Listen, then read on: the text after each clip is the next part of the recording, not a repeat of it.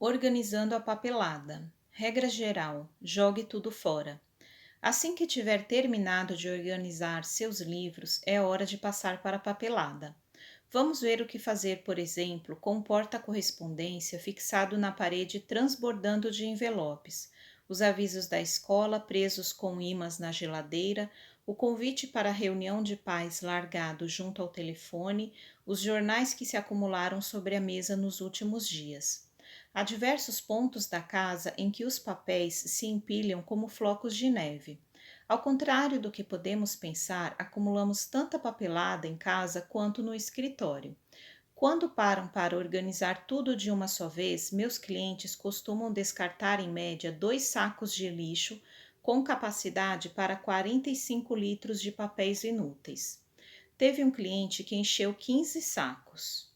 É realmente difícil administrar tantos papéis e algumas pessoas me deixam chocada com sua maneira de organizá-los. Quando peço para que me expliquem seus métodos, as respostas são bem específicas. Papéis relacionados às crianças ficam nesta pasta. Aquela é a de receitas. Artigos de revistas ficam aqui. Manuais de eletrodomésticos ali. São tantas categorias diferentes que nem consigo acompanhar. Preciso confessar que detesto arquivar papéis. Nunca uso pastas nem etiquetas.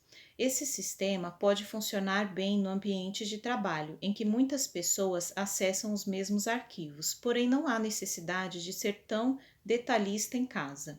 Meu princípio básico para separar papéis é jogar tudo fora. Meus clientes ficam perplexos quando digo isso, mas não há nada mais irritante do que papelada. Afinal, eles nunca nos trarão alegria.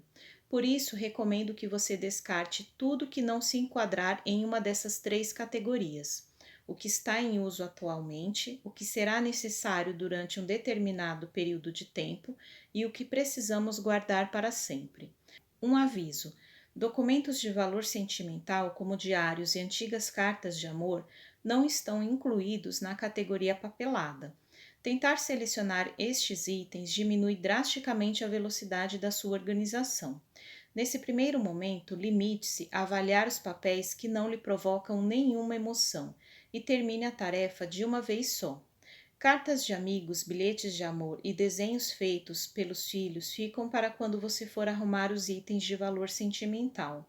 Depois de organizar a papelada e jogar fora o que é inútil, o que você deve fazer com o que decidiu manter?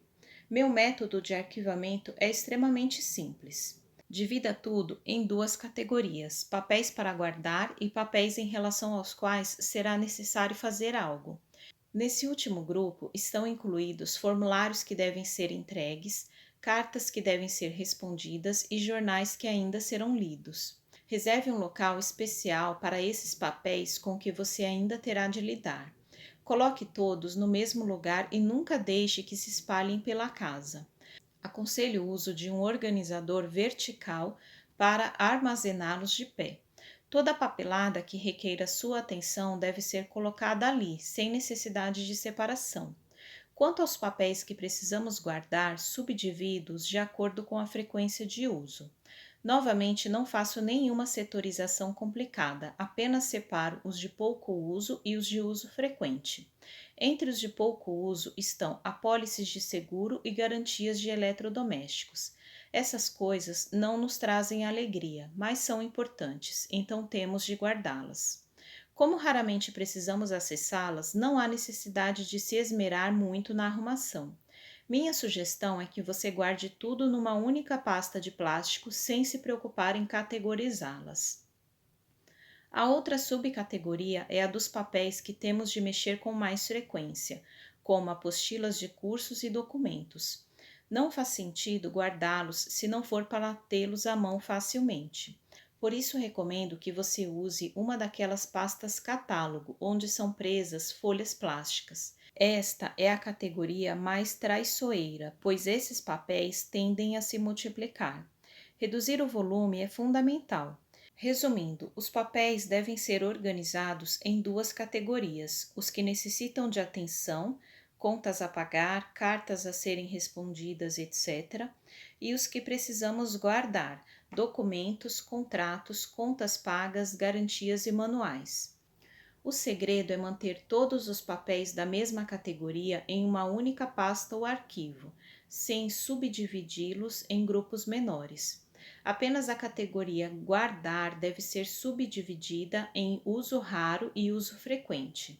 Ou seja, bastam 3 pastas. E lembre-se, a pasta de papéis que requerem atenção deve ficar vazia. Se há papéis ali, significa que você deixou coisas pendentes e deve cuidar delas.